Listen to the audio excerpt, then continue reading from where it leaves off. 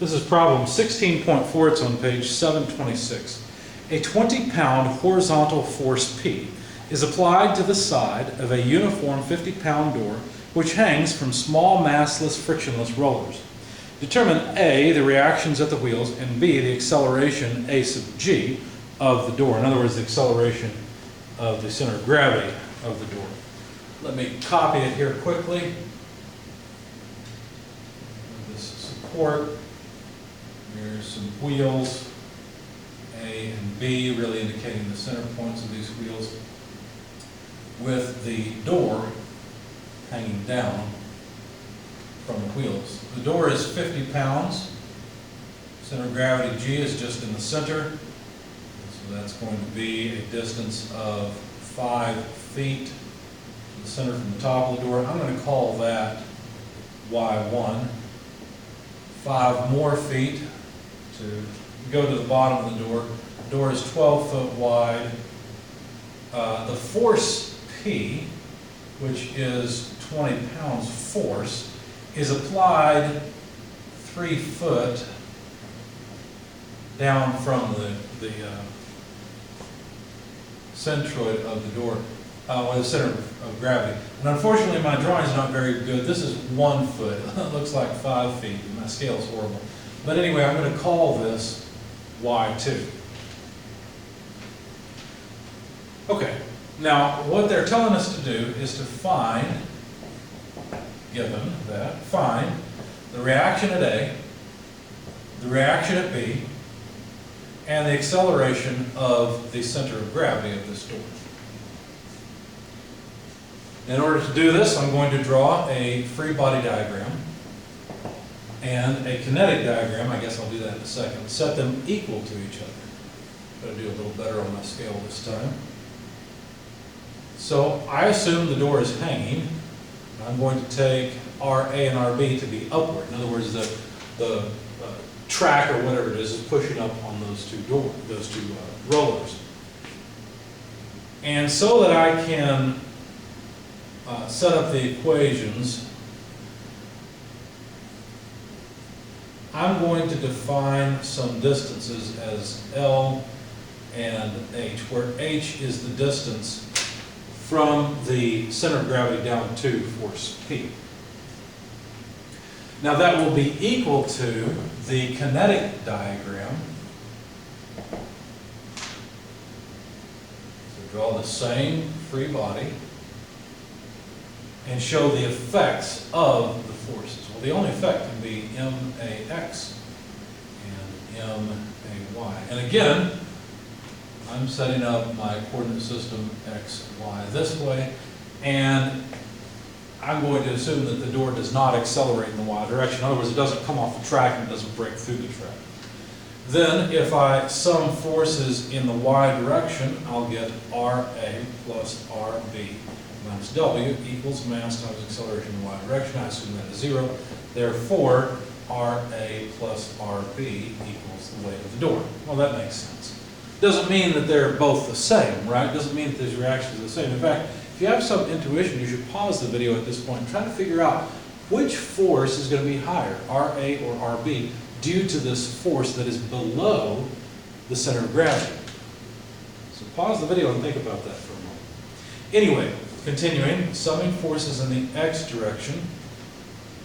Well, P is the only force in the X direction, so that is equal to the mass times the acceleration in the X direction. And so the acceleration in the X direction is just P over M. But we know the force P, it's 20 pounds force. We know the mass of the door is 50 pounds mass. And these units, pounds force per pound mass, are not feet per second squared. These are pounds force per pound mass. They are a valid unit of acceleration. They're just not common. What we'd like to do is convert it. So there's 1 pound mass, 32.2 feet per second squared for every 1 pound force. It's just a conversion factor. Now we'll have feet per second squared. Plug this into your calculator, you'll find that it's 12.88 feet per second squared. So we've taken care of the acceleration of the center of gravity. There it is, 12.88 feet per second squared to the right. Now, the last equation we can apply is a sum of moments equation about the center of mass and we'll take counterclockwise as positive. So about the center of mass, let's see, what would we have?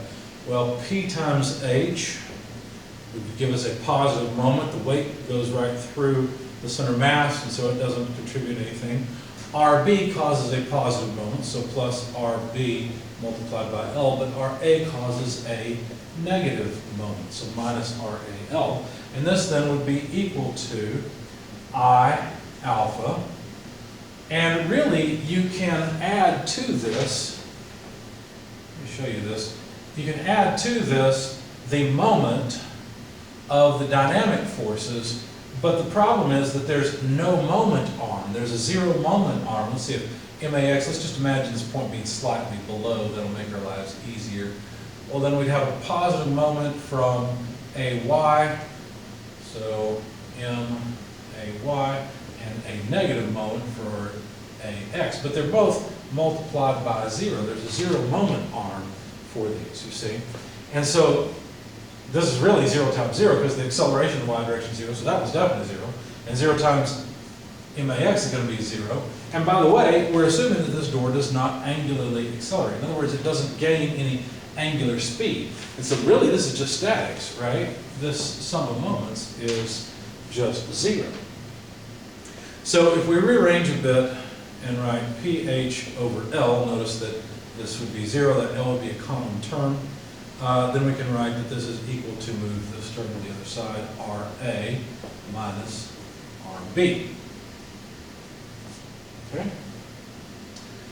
Well, let's see. RA minus RB. How about if we rearrange our sum of force in Y equation and write RA is equal to W minus RB. And then we can make a substitution here for RA and say that it is W minus RB. That's RA, minus RB, but that's just W minus 2 RB. And so solving for the reaction at wheel B, we would get W minus, minus PH over L divided by the factor of 2. The weight is 50 pounds force. Notice I didn't have to take the 50 pounds mass and multiply it by G and then divide by G sub C to figure this out. I just know that 50 pound mass weighs 50 pounds force on Earth. Of course, you can prove that if you wish by, as I said, multiplying 50 pounds mass by G, 32.2 feet per second squared, and then dividing by G sub C. Numerically, you'll come out to 50 pounds force. I didn't bother with that because I just know it's true. And then P is 20 pounds force. The height H is 3 foot. The length L is 6 feet, because the width of the door is 12 foot. And then divide all that by 2. Notice the feet go away, we will have units of pounds force. Anyway, this comes out to 20 pounds force. Now, if the weight of the door is 50 pounds force, and RB is 20 pounds force, then that means RA must be 30 pounds force. So A is supporting more of the weight of the door, B is supporting less of the weight. And that takes care of all of the questions. Now, this may or may not match your intuition. Hopefully it does. But I'd like to show you something. Notice this almost looks like it's cheating, right? It looks like we're going back to statics to solve this, because these terms seem a little bit strange, that we're including these dynamic forces and the moments of those dynamic forces. Let me sum moments about a different point. Let me sum moments about A. So where is A? Well, A is right up here, right? There's A. So let's try summing moments about A and see if things still work out and are consistent and therefore true. Or at least consistently wrong. Okay, summing moments about point A, what would we get?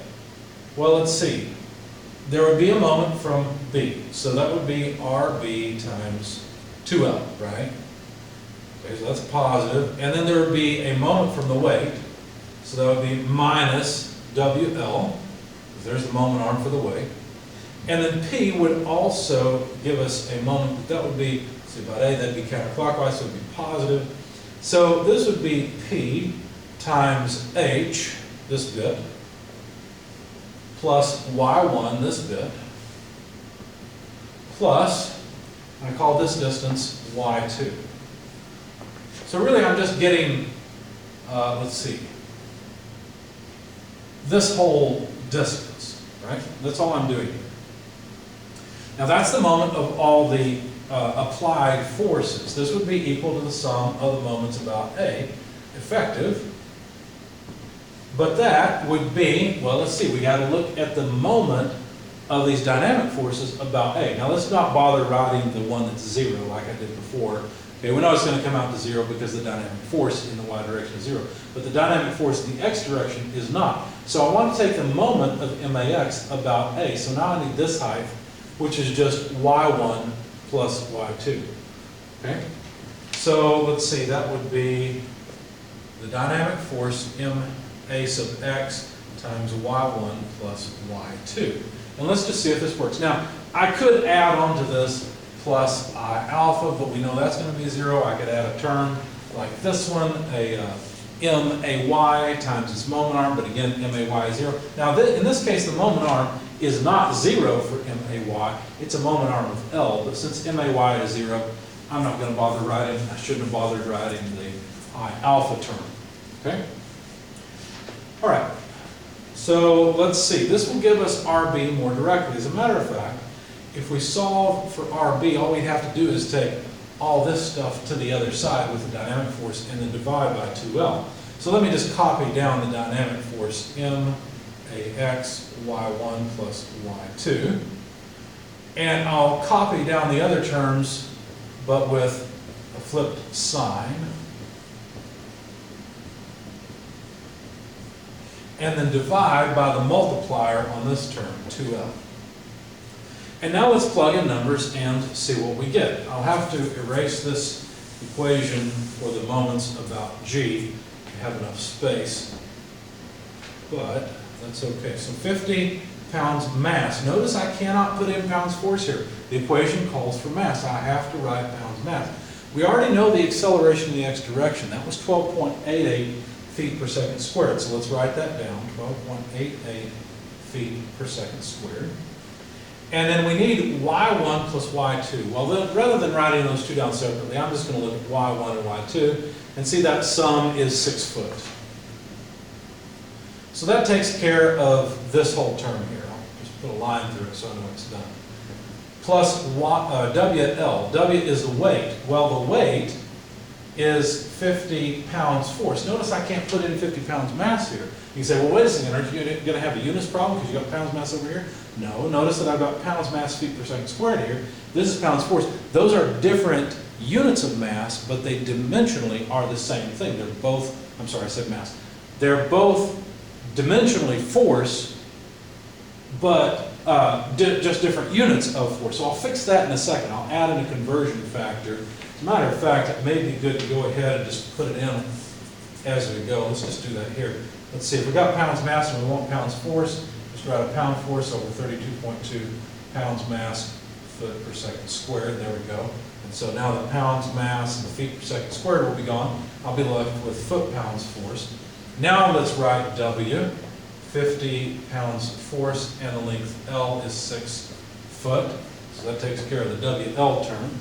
And then minus the force P, 20 pounds force. And I need H plus Y1 plus Y2. Well, H is 3 foot, Y1 plus Y2 is 6 foot, so in total, that distance there is 9 foot. So let me just write 9 foot. I'll cross off this term so I don't forget it. I've got a negative term there, so that makes sense. And then let's divide by 2 times L. Well, L is 6 foot, so I'm really just dividing by 12 feet. Now notice that the feet cancel in each of the terms, and I'm left with pounds force. If you plug all this into your calculator, you get 20 pounds force. And that's exactly what we got before. So what I'm really trying to convince you of here is the need for including the dynamic forces on the right hand, or the moment of the dynamic forces on the right hand side. It's not just I alpha, there are also these dynamic force times moment arm equations. Now when you sum forces about the center of gravity of the object, the moment arm of these dynamic forces goes to 0, you don't have to include them. Well, technically you are including them, they're just 0. And then all you have is I alpha. But, of course, when we're summing moments about some other point, as we did here about A, for example, then you have to include the effect of the dynamic forces.